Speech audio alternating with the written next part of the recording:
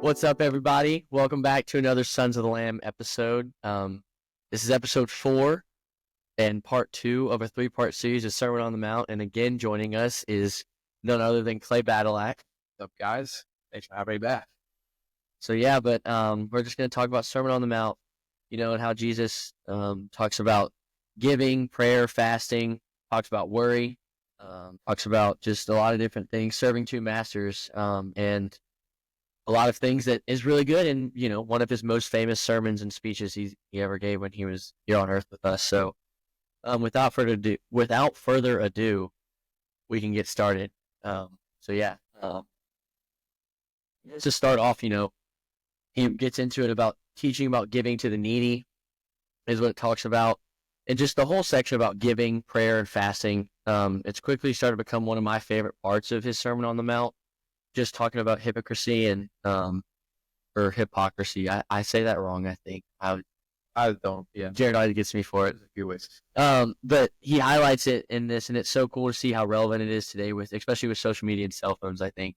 And it's kind of the whole main idea of what he's talking about here is the fact of, are you doing these things for yourself and to lift yourself up and make others think some way about you, or are you doing these things for Jesus, and for growing his kingdom here on earth, right? Yeah, and kind of what I wrote down in my notes, I kind of focused on verses 3 and 4, where it says, but when you give to the poor, don't let your left hand know what your right hand is doing, so that your giving may be in secret, and your Father who sees in secret will reward you. Yeah, and like that said, don't do good deeds just to be admired by others. Because at the end of the day, who cares? Who cares what you think? And that's how he starts off chapter 6, which, it's not, he doesn't give this sermon in chapters, but that's how he kind of starts off about the teaching and is he says, watch out, don't do your good deeds publicly to be admired by others, or you'll lose your reward from your Father in heaven. And I think that's it, we lose our reward when we do that thing, when we seek to be admired by others. And he goes on to talk about it in prayer and in fasting. And I love just the image of blowing a trumpet along the streets in the synagogues to call attention to themselves. Like when he says that in verse 2, he says, when you give to someone in need, don't do as the hypocrites do, blowing trumpets in the synagogues and the streets to call attention to their acts of charity. I tell you the truth, they have received all the reward they will ever get. And, by saying they received all the reward that they'll get, is by saying their reward is the people's eyes, right? And when they blow that trumpet, which I think is really cool, and it's really relevant in today's world because it's that. Are you posting Bible verses on your story, and are you doing are you giving in church, what handing people things, showing them, letting them know that, it's kind of, are you doing it so that you can be seen, or are you doing it out of the goodness of your heart? And we shouldn't be focusing on kind of the worldly rewards when we have a reward that's great and a reward waiting for us in heaven. Yeah, like we talked about, the narrow gate, the reward at the end of the narrow path that we take in life is a lot greater. And so, you're looking for that reward. And I think the biggest thing is he talks about in verse 4, 6, and 18, he repeats it over and over again, how he says, give your gifts in private, and your Father who sees everything will reward you. And then he says, but when you pray, go away by yourself, shut the door behind you, and pray to your Father in private. Then your Father who sees everything will reward you. And then again in verse 16, he goes and says, and when you fast, don't make it obvious as the hypocrites do, for they try to look miserable and disheveled, so people will admire them for their fasting. I tell you the truth, that's the only reward they will ever get. And then he goes on to say, don't let no one know except for your Father who knows what you do in private, and your Father who sees everything will reward you. He says that 3 times, do everything in private. Your Father who sees everything will reward you. And I think that he knows our hearts, right? And he wants us to know by saying that he knows what's going on and why we are doing these things. So don't try to put on this mask and don't try to say that you're doing it for him when you're really doing it for yourself. It's not, when we do it for the Lord, not our own self-righteousness, that's when we receive that reward. And I think that today that's a big thing is I think one is like, it's not telling you that Jesus isn't telling us here. I think some people get confused. He's not telling us that we need to just always be praying in public or in private and be giving, like, don't, but I think it's that thing of like saying when you pray, like at a restaurant, are you like looking around being like, all right, these people see me pray. Okay. Like I'm going to pray now. Like, Yeah. then I pray. Or you just, it's not saying don't pray in public, don't pray with other people because we are called to be disciples. But I think that's where people get confused because we're still called to go and spread his word. But it's that thing of like, okay, like I want to make sure like I give, like I feel like there's videos of, like I have this money right here, for example, but it's like, I want to give you this money and I'm giving somebody or whatever, but it's like, okay, okay, now the camera's looking here. Now you take it, right? Yeah. Like all those videos of, I'm not saying it's a bad thing, but I feel like you have to do the cameras really have to be on for you to do these things, or can you just do it? It's that same thing of like working in baseball or in sports. Like there's people who practice to get better, and then there's people who practice so the coaches see them practice. Yeah. And I think that's the same thing. I mean, obviously, way bigger scale, but yeah, it's kind of like we're meant to be like in community with other people, like we're social beings as human beings. But also God wants that personal, intimate relationship with us, and He can only get that if you kind of pray like in secret or in private with Him. Just have those intimate one-on-one conversations. I think that's the best way to kind of find yourself in your relationship with God, and that's kind of the best way to make sure you have that intimate, private relationship with God. yeah, Also, some things are meant to be shared with other people, like our faith, but it's also make sure you have like a strong foundation with God, one-on-one, and then you can go out and proclaim it and share it with others. yeah, 100%. And you talk about prayer, like, I mean, prayer, I think it's so important because that's our communication with God, and that's how we talk to him. And, we're told here, like we said, to pray in private, do it behind a closed door. And like, I went back and found like all these times that Jesus went to pray by himself. And I found like in Matthew 14, he goes after he feeds the 5,000, it says he goes up on the hill. Let's see if I can find it really quickly. As soon as he feeds the 5,000 with a couple loaves of bread, it says he immediately after this, Jesus insisted that his disciples get back into the boat and cross to the other side of the lake while he sent the people home. And after sending them home, he went up into the hills by himself to pray. And night fell when he was there alone. And there's another example, and before he chooses his disciples in Luke 6, he goes and he prays by himself. And again, and the Garden of Gethsemane before he gets crucified, he goes and prays by himself. And then again, before preaching in Galilee and after healing a leper in Luke 5, there's many times that, this God that was sent down on earth to spread the word, and he was God as a human form, still went privately to pray to his Father, and I think that that's just huge, and that's again too showing that you can do both, that just because it says pray behind closed doors doesn't mean keep everything to yourself, because we're called to grow his kingdom. And, sometimes we just need some one-on-one time with God. And a lot of, when you do pray, I think prayer, like one time when I've seen my life like really grow, or my spiritual life grow, is when I've focused on prayer and being more intentional with my prayer and not using it as a checklist before I go to bed or when I wake up just to say like, oh, I prayed, but genuinely praying intentionally. And then that's when he goes on to say in verse 7, don't be like the others where they pray in Babylon for word after word and just keep going. Like it doesn't have to be a long prayer.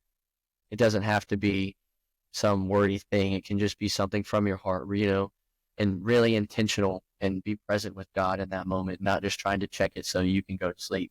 Yeah, even if you don't exactly know what to say, what to pray for, it's all right because God knows. He already knows what's on your mind. Like you said, he knows your heart. Said it plenty of times, and then obviously it has the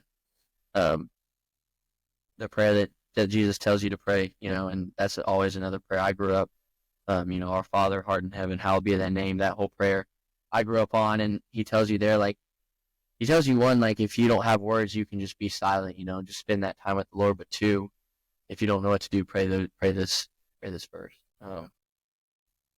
And I think that when you look at ends that prayer session with just a call to live like Jesus, knowing that you can't, but when he says, forgiving others who sin against you, your heavenly Father will forgive you. And then we kind of talked about that some last week, but yeah, just pretty much saying, live like Jesus, and same thing. But then he goes on talking about money and possessions, which I feel like is what a lot of this is about, going into treasures and who your master is and what you serve. Yeah, we've kind of been talking about it most of tonight. Possessions we have on earth, kind of, they don't really go up to us with heaven or into heaven. All the stuff that we have down here, if it says like it rusts or it grows, Yeah, it rusts. It's able to be stolen by thieves. Yeah, like that stuff that's able to be taken away from you and rust and get moldy. That stuff all stays down here. When our greatest reward that won't get stolen, that it won't grow old or anything, that's our reward waiting for us in heaven, and it's great. Yeah, and I think like one way that like makes me, I think of it all the time, is how like when we're being, when we're buried in the ground after we die, like if you were to be buried with everything that you own, like that's what stays there in that grave, and the only thing that comes out of that grave is is your soul, and you, as you leave this world and you go, you ascend into heaven, hopefully. But that's where, like you said, everything here is worthless at the end of the day.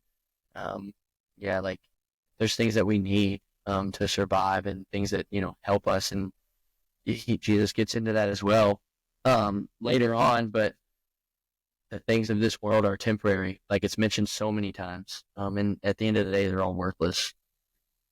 You have to store your treasures. And I think, like, I like how he says, wherever your treasures are, that's where your heart is. Yeah. And, so the question is, like, where is your heart? Right? Is it in the things of this world, or is it in God, and is it in heaven? And I think that shows what you care about at the end of the day. Yeah. We all want our hearts to be with God. And verse 24, the last verse in that little subtitle is, no one can be a slave of two masters, since either he will hate one and love the other, or be devoted to one that despise the other. Yeah. You can't be slaves of God and money. That's where is your heart? Because what you prioritize in your life is, you cannot prioritize two things. But yeah, even I think like when you're looking at treasures too, is in verse 22, it says, your eye is a lamp that provides light for your body. And when your eye is good, your whole body is filled with light. But when your eye is bad, your whole body is filled with darkness. And I think it's huge in, like, what are you looking at? We talk about this so many times in our men's Bible study with the baseball team. But it's just like, what are you looking at on social media? Who do you hang out with? Like that can and it will influence you no matter what, like what you do. It's just like it's bound to happen no matter what. And like that's where, like, starting your day with the word and ending your day with the word, and like watch your life change. I think that's a big thing, and I think that's huge in today's world, because how many times have you gotten on your phone, whether it's Twitter, Instagram, Snapchat, whatever it is, any social media, and you see something that's not Christ-like, that's not good. And though you might not think much of it, you see that in your speech later in the day. You see that in, lust, when a woman walks by, how you look at her, how you view her, or even like what music you listen to. Like that's the ears. But it's still that light, right? That anything that comes through our eyes flows immediately to our hearts, and that changes like what our hearts want.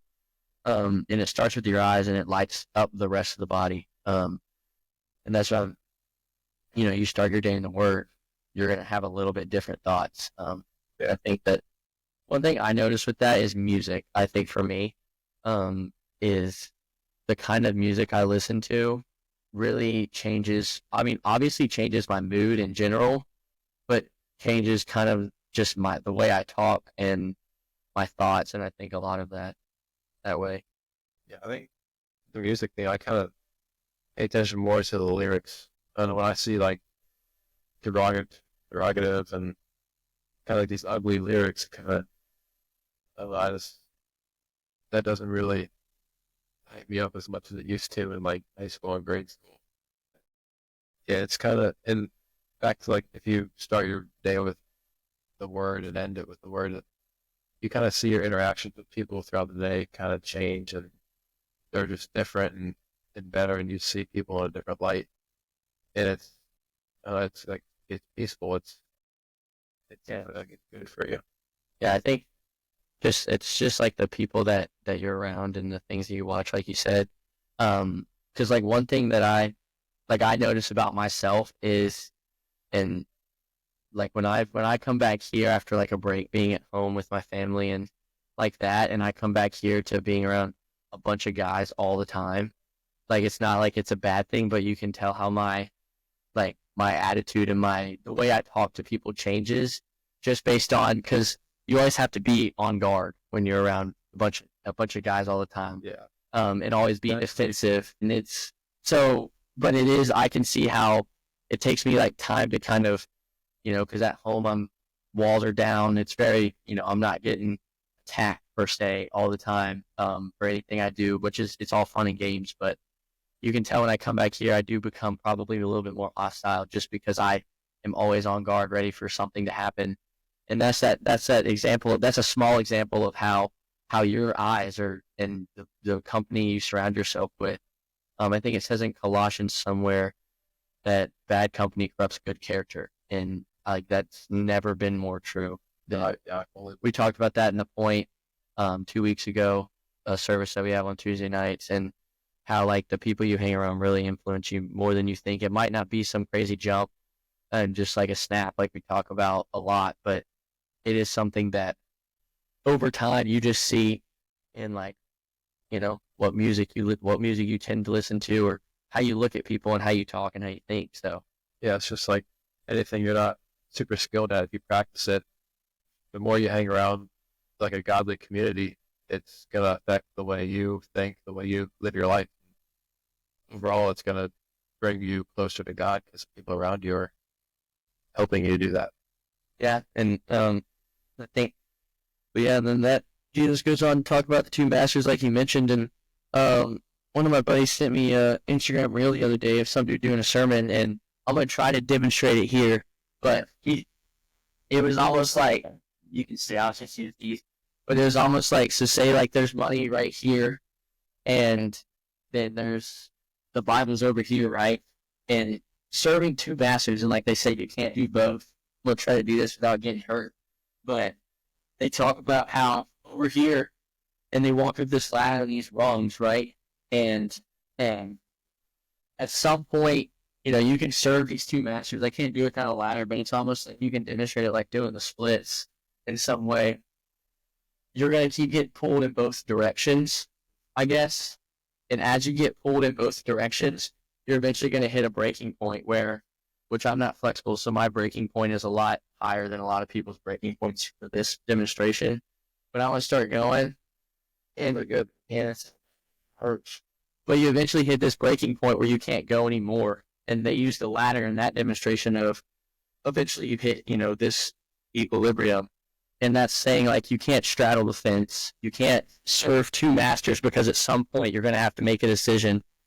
And that's what Jesus says here is, you must love one and hate the other.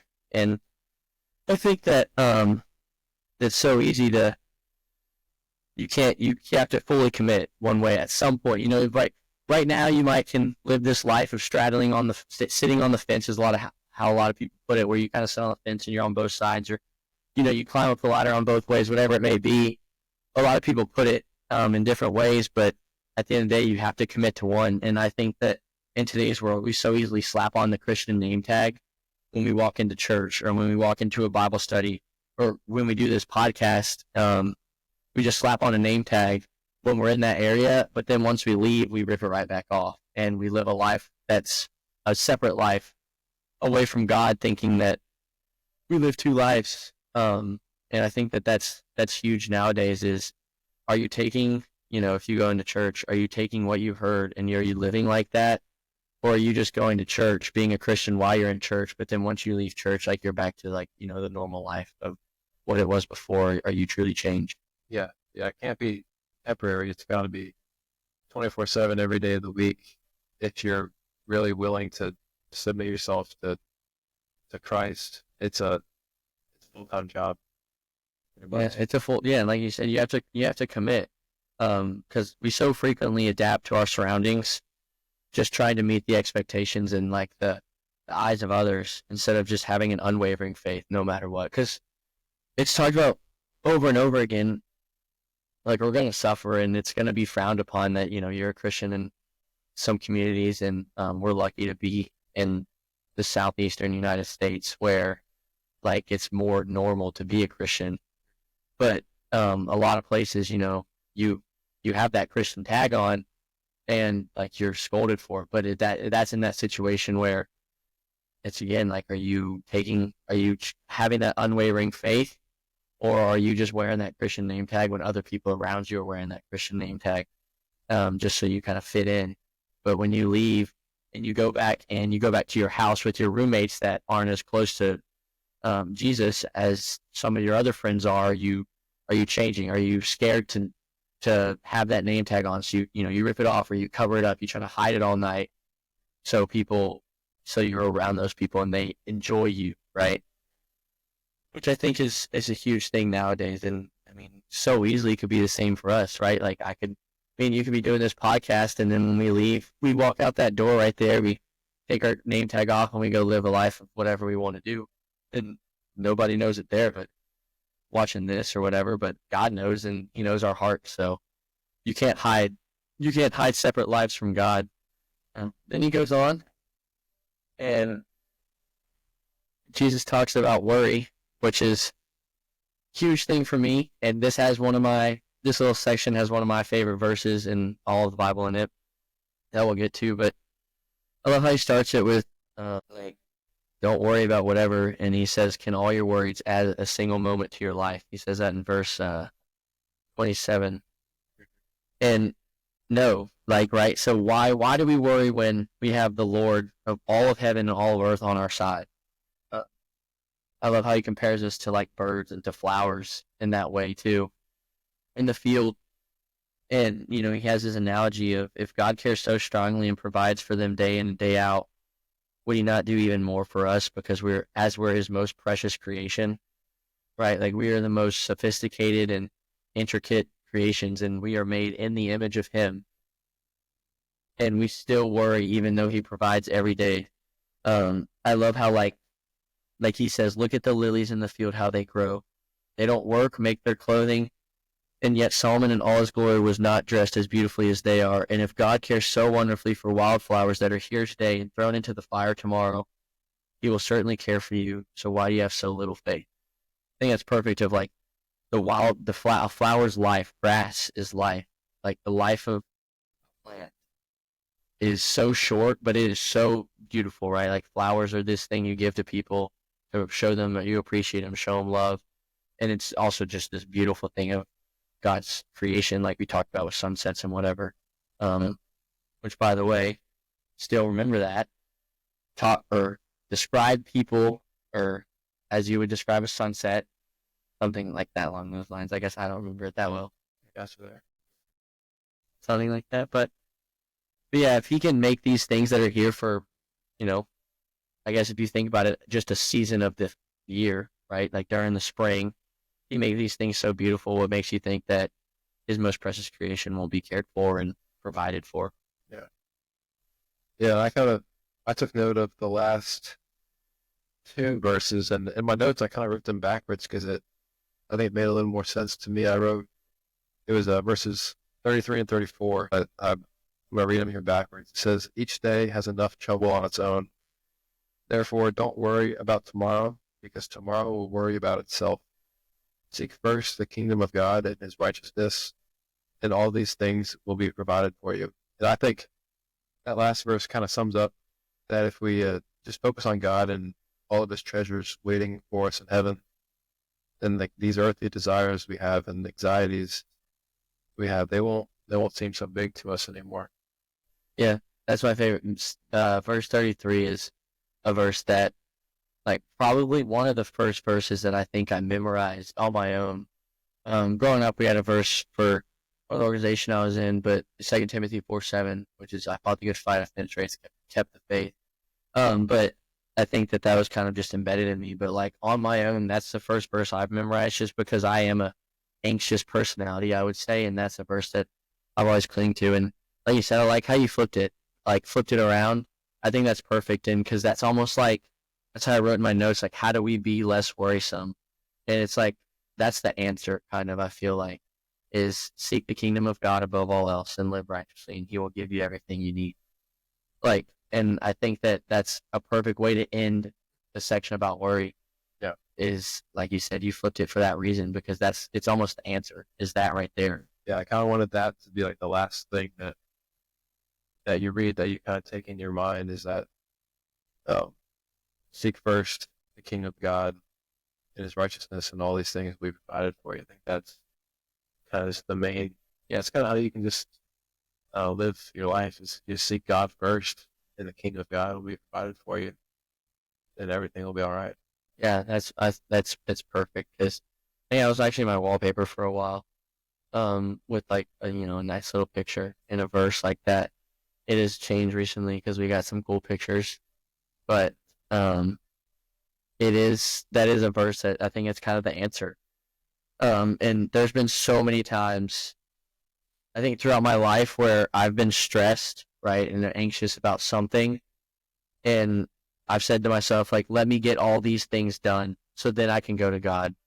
It's almost like, oh, like, let me get in the Word, or let me pray, like, after I get all this homework done and get this stuff done that I need to get done that's stressing me out, whatever it may be. And it's been wrong the whole time, where it's actually the other way around. And like he says there, go to God first. You will experience that peace that you've never felt. And once you go to God, then everything else will just come easier, because you have that peace and you have that thing. And I think it's just, don't worry. You have to seek Jesus, and all else will fall into place. One thing that I heard one time too, which really has especially affected me in my prayers, I think too, is I saw something that said, which one, our hitting coach says, anxious is not like an emotion, but it's actually the absence of, or it's fear. Anxious is not an emotion. Fear is the emotion that brings it on.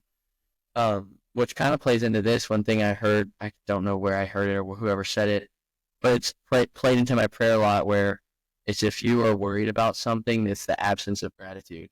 And I don't know, like that kind of, like when I'm praying, like wherever it may be, it's like, please let me be grateful for, these blessings I have in my life. And I like using that a lot, just to kind of calm me down and be like, what am I not being grateful for? Because I think one of my biggest worries is probably baseball. And it's like, at the end of the day, like, it's such a blessing to be, you know, in that environment with the community that we have, playing a game that's outside in like beautiful weather most of the time, and just being, on that platform to spread that word. Like, that's such a blessing and opportunity, and I still take it for granted. And I think that so many things in life, even like, I mean, I would like to think homework doesn't stress me out that much, but even like with homework, like, it's a blessing to be in school, as much as like I say that, and I do mean like it's a blessing. And I think that that's kind of driven me, is the absent, or when you are worried, it's the absence of gratitude, Yeah. which is huge. I think a lot of athletes, speaking back on the baseball side of it, we kind of always pray for success and pray to do good in this game. And one thing that I kind of did last year, I think one of our older guys last year said this. It might have been Gabe. He said, just pray and thank God for the opportunity that you get to play. Yeah. Instead of praying for success, praying to do well that day, just thank Him for the opportunity, and then just go and kind of do your thing. Yeah, so I think wherever you are, whatever you're doing in life, not that it's, um, you know, whatever it is, I think it's kind of lost train of thought, but whatever it is, like there's a bunch of people in this world that wish they were in the situation that you are.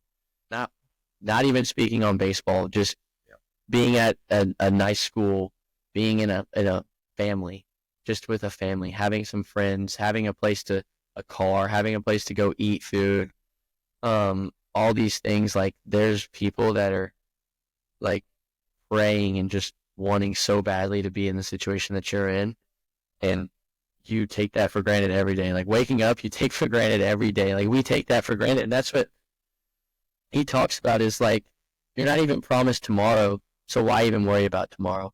And I think that we take that for granted in so many things in that way. I think it really puts things in perspective on kind of how blessed we are and how blessed like that you have a family, you have friends to talk to God about, you have a church to go to, you have a roof over your head, things like that. It just really puts things into perspective. It's like how good we might have it. So Yeah, and that's what I think I do like how you ended with verse 33, but in verse 34, he wraps up his section on highlighting, talking about how things come up every day and we should focus on today.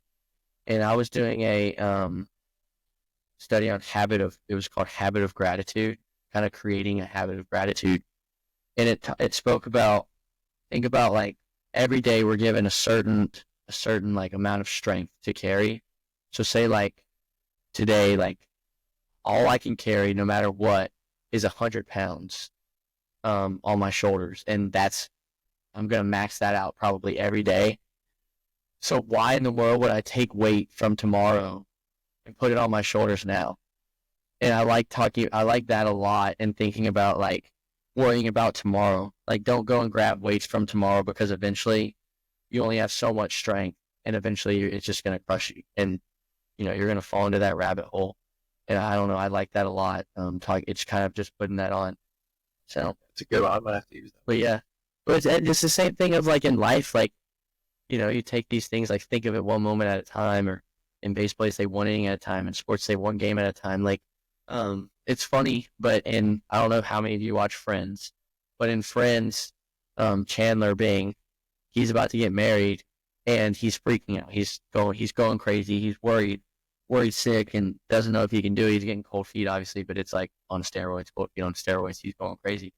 And Ross like tells him like, okay, instead of worrying about all of the things you have to do, like say it's like 12 things, like all the things you have to do right now, the only thing you have to do is take a shower.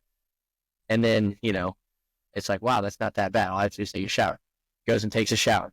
He's like, all right. He's like, all right, well, all you have to do now is just get dressed. You just got to put your clothes on. You're like, okay, I guess not that bad. But when you think about it as, oh my gosh, I have to shower, I have to get dressed, like you wake up in the morning like, okay, I got to make breakfast, I got to do homework, I got to go to class, I got to go to practice, then I got to come home, I got to eat, I got to do more homework, I got to go meet with these people, I got to do all these things. It's like, oh my goodness, it's crazy and it's rambling and you have so much weight on your shoulders. But it's, okay, first thing I'm going to do, I'm just going to make breakfast in the morning, I'm going to enjoy my breakfast, I'm going to do that. And then that's not that bad. And as you take that step by step, and eventually in that show, in that episode of Friends, eventually he goes through the motions and it's like, all right, you're at the last step. You just got to go up there and you got to get married. And, there's still going to be times of worry, but then it's like, wow, I've made it here, like step by step, inning by inning, game by game, whatever it is. I think that's a way to look at it instead of, because like you said, we are blessed to wake up every day. Yeah. So you're not even promised tomorrow. So you have to look at it and, be grateful for every opportunity and go step by step and not look too far ahead. Because, all my parents always told me, and all these old people say, like, you look too far ahead, time's going to pass. Ferris Bueller says this something too. Like, you don't stop and look around a while, time's going to pass you by. Say, like, if you look too far ahead in the future, next thing you know, like, my parents always say, like, when I was growing up, I'd be like, I can't wait for Friday. Get off of school, it's a weekend. They're like, don't waste your life away. Yeah. The same thing here. Worrying actually probably, I assume scientifically, worrying probably takes time off of your life. That stress. So I think it's taken.